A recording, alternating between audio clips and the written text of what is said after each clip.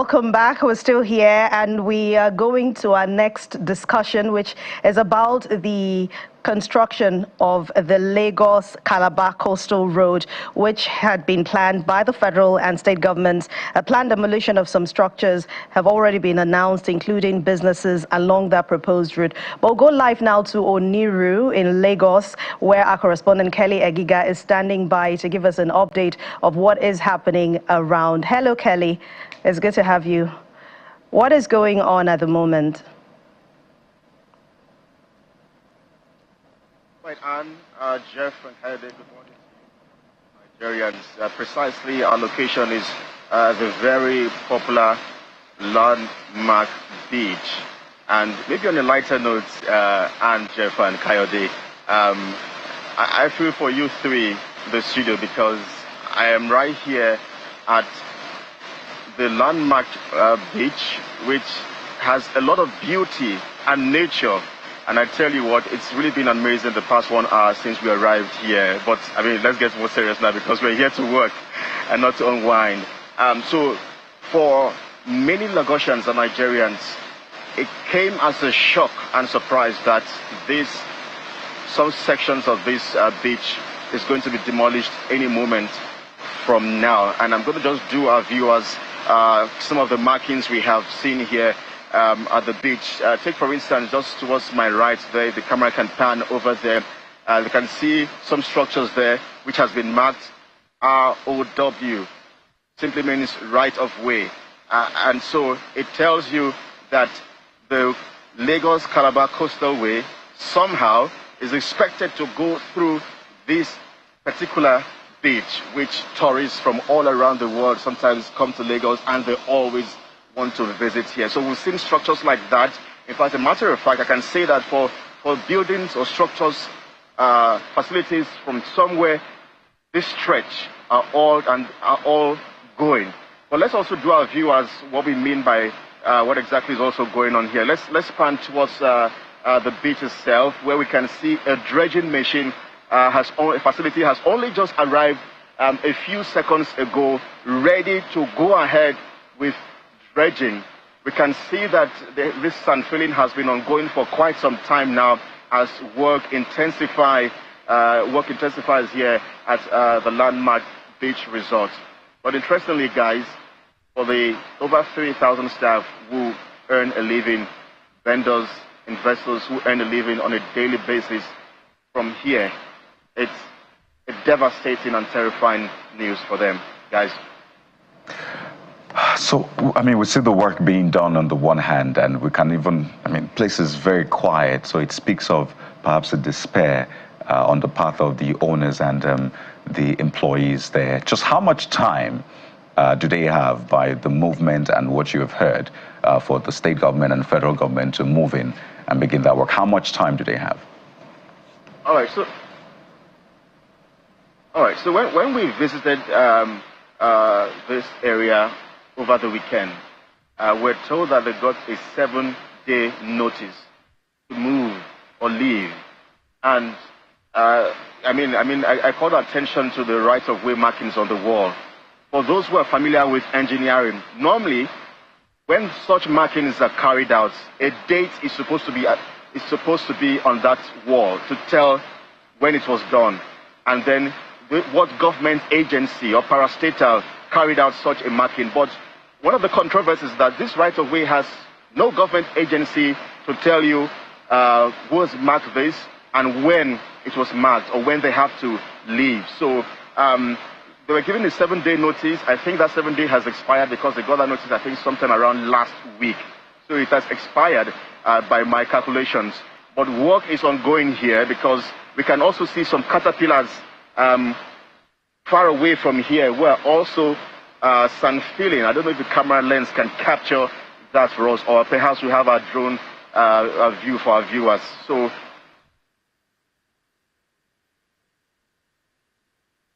all right, Kelly Egiga,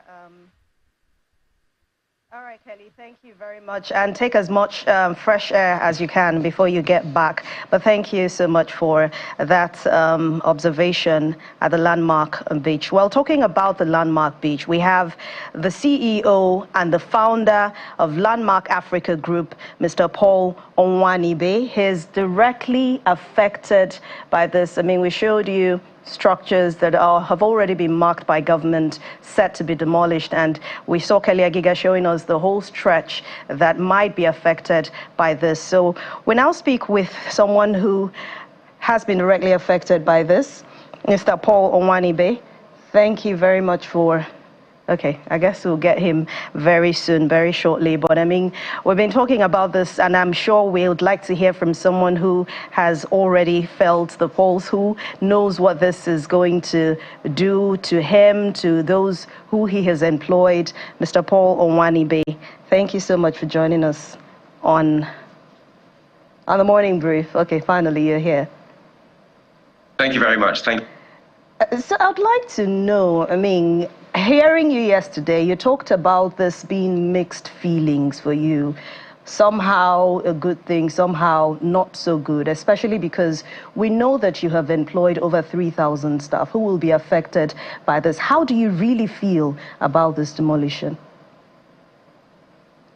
Well, it's very difficult to describe, but let me try to create the sentiment from it. So Landmark is a business I started 27 years ago. I started it in Europe, went to America, came into Africa, and made a debut in Nigeria in 2003. And we bought this site in 2007, so a good 17 years ago. Over the period of time, we sold our European and American business, introduced all the money into Nigeria. I have borrowed and raised capital in excess of $100 million. So it's my life's work. So there's that emotional part to it. And that's quite painful because I'm back to Nigeria all the way. So to do that, I've received thousands of calls from people and thousands, goodwill messages, people I don't know. I've had 3 presidents in Africa call me. I've had 2 former presidents.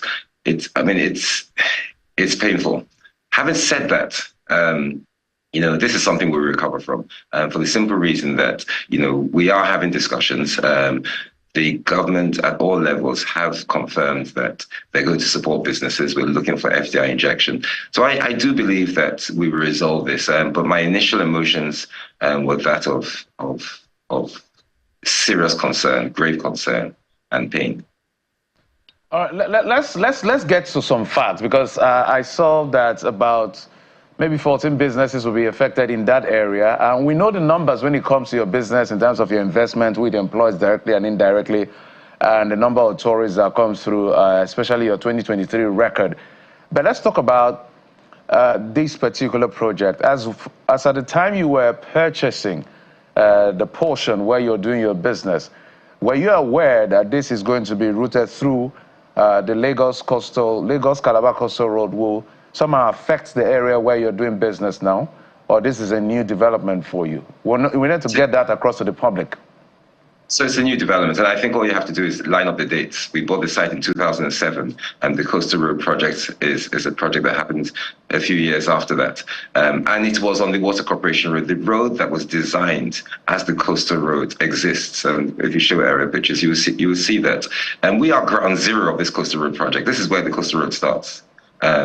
So the Water Corporation Road, the alignment is there, the feeder roads have been done, and you probably know, I don't know whether you've been here before, but you probably know that over the last sort of few years we have, appealed, the federal government kindly repaired the feeder lanes for that road.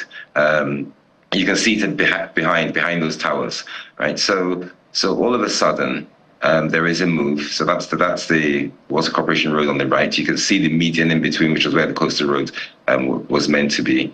So that realignment, for some reason, has just been moved straight to our beachfront.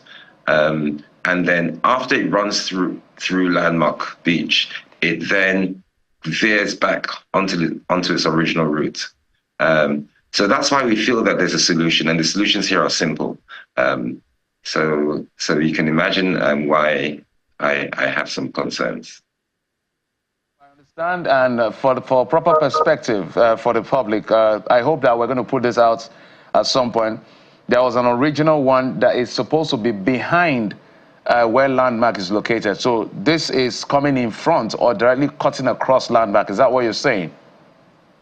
Yes, it's the other way around. There's an original coastal road that is right in front of Landmark on the existing road infrastructure. So the existing road infrastructure has a median somewhere between 40 and 50 meters wide, yes, between the two roads that run in front of Landmark and that come off Legale Yorinde. This road has been moved at some point, I understand a few years ago, to the beachfront of Landmark. So let's take a look at that particular, the plan, which you said was what was obtainable before and what it is now. So the yellow line is what it is now, what the plan is now. But the green is what it used to be, which you said it was before. We see the green goes just right behind your business area. And that's where you talk about the Water Corporation median and the rest.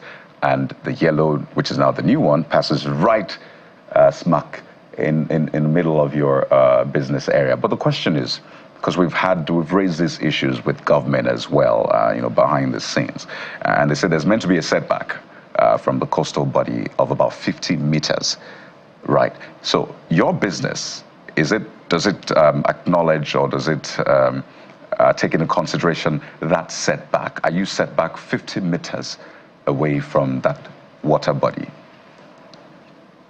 So let's again examine the facts. It's really not as simple as that. In that we bought the site in 2007. We have to put this in perspective. And in that time, we bought a beachfront waterfront site in 2007. At different points in time, the water line has moved. My understanding is 140 meters setback on the borders of the Nigerian borders that the federal government controls. So we have built our site. We have procured, you can see to the top right corner, a building literally that's being built now. It's on the 12th floor, it's the 28th floor. We call it the Landmark Waterview. So we built everything within the allowable setbacks. We received the planning permission from that barely 9 months ago. We're on the 12th floor already. So I'm not quite sure what you're saying, but by and large, since 2007, we've had 4 different planning consents, and every time that has been given to us, we haven't operated in the dark. We've been here for 17 years. We've invested. Various officials across the world have been here. We've had celebrity events here. I'm sure everybody knows Landmark, and that's probably why I'm receiving a number of calls. Well, everybody doesn't just know Landmark. Majority of people love Landmark, absolutely. But it's also important to put the facts out there so we weigh the issues and make the right decisions about this, because there's a lot of things going out there in the public, but you are in a position to give us the facts such that even government and those who are in the mix, they know what position you're at, they know what you've done up until this point, and then we can take the appropriate decision. So speak to us about the setback and the process you have gone through, because some people have thought maybe you found a way to grease palms and you got approval behind the scenes, and then that's why this is happening. But you have been at this for, is it almost 20 years now or more? And you have gone through a process in the public. So tell us the approval, by the way, for this new building as well. Tell us if you'll be affected, what approval you got, who gave you the approval. Let's lay all of these things bare. Okay, so approvals are given by Lagos State. And I don't think anybody in Lagos State will deny that. I think some of the questions regarding approvals and details are literally for Lagos State rather than for me. But there are no disagreements in that respect, and I'm yet to hear any.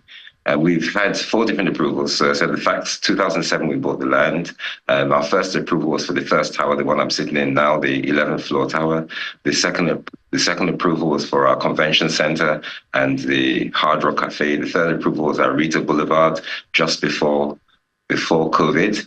The 4th approval was for this tower you're seeing, which was barely 9 months ago. You may recall during COVID, we hosted the isolation center here, and we were closed for about 2 years. We made our own effort to bridge the gap of health that was required then, and we did that in association with the Lagos State government. So I think over a period of time, I think it stands to reason that to build what we've built here, to provide the services we've provided here, to pay the taxes we paid here, we've been supported by the state government, and I don't believe that support is waning. I think it's still there. And you're right. All right. Yeah, go ahead.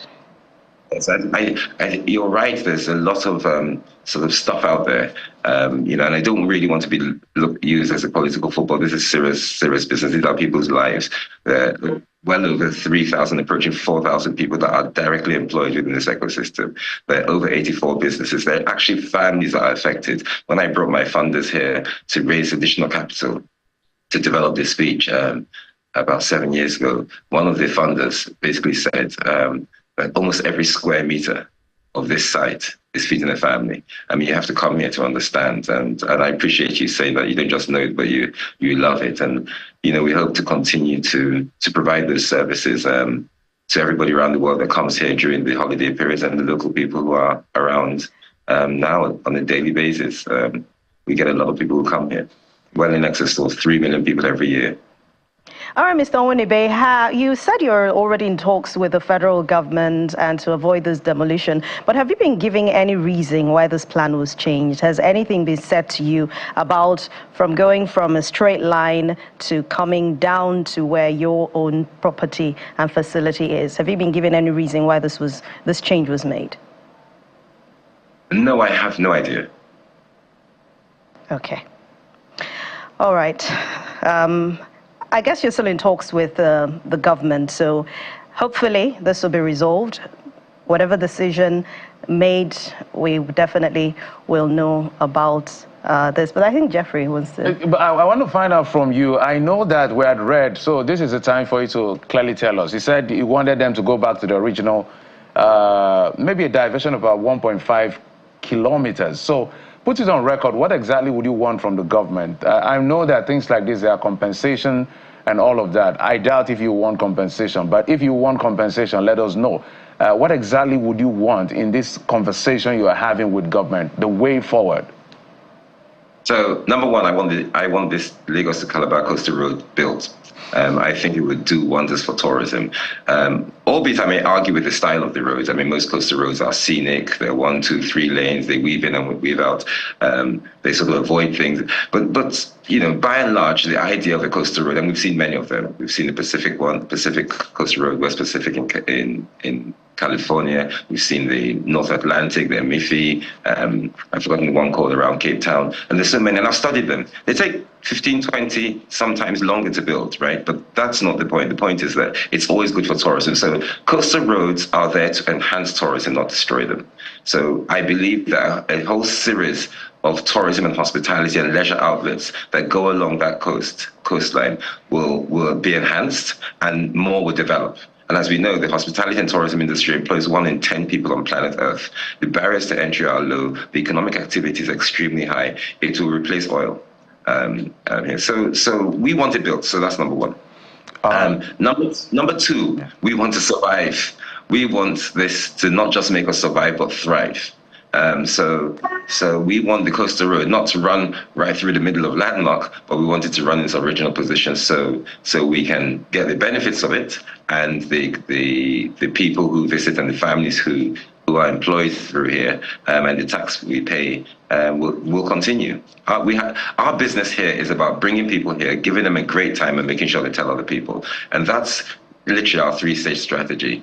Number 3, I would like to, and it's on record, work with this government and all the stakeholders across the coastlines, across Africa, to make Africa the #1 tourist destination around the world. As I said, 3 presidents have called me. 2 of them we've been in discussions with to replicate what we've done here in Lagos in those countries. And there's simply no reason why West Africa shouldn't provide some of the tourism destinations. Funny, really, the day I got called from my team saying there were people on the side measuring for the coastal road. It was about 3 weeks ago. My brother was celebrating his 60th birthday. I was on the Caribbean islands, and it's amazing the amount of tourism and the amount of money that's brought in by Western nations and families that participate in tourism. I mean, even you go to countries like Gambia, tiny little country, and they're on the cruise for this. And I've been there a number of times because they're talking to us. So there's just a number of things that we can do, and I really like to work to ensure that actually happens, and it'll be for the benefit of West. And I imagine that there's a meeting that's probably going to happen in the coming days between you, government, and stakeholders on this one, which we're, of course, following.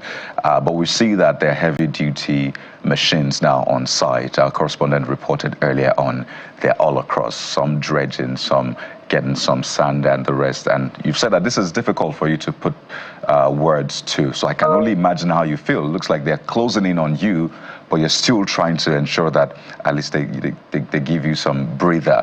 So you have your beach resort, Kids and Bay Area, Members Area, Lagos Beach Club, Hangout Lagos, Island Breeze Paintball, and the rest. There's that list on the removal notice by the Lagos State government of the business areas that will be affected. And it's not just yours. Now, we do not know why that was rerouted from the original plan by JB, now High Tech. But I'd like you to speak to this on a final note. The cost of now rerouting it to the route which you would prefer, do you think the cost will not also be as much as if you were to go through those business areas? Again, we don't know why. It may be a cost, it may be as a result of civil engineering reasons. But when you think about the cost, which do you think will be more, yours or the original route? Well, maybe you tell me. Enhancing an existing road and building a brand new road of water and sand. And you tell me, which one do you think is cheaper? All right, thank you. All right, thank you very much. We hope that this gets resolved for you and, of course, for all those businesses that have been affected. We've been speaking to Landmark Africa Group founder and CEO, Mr. Paul Onwunibe. Thanks a lot for your time on the Morning Brief, and we wish you the very best. Thank you. It's a pleasure to be here. Thank you very much, and I appreciate your wishes.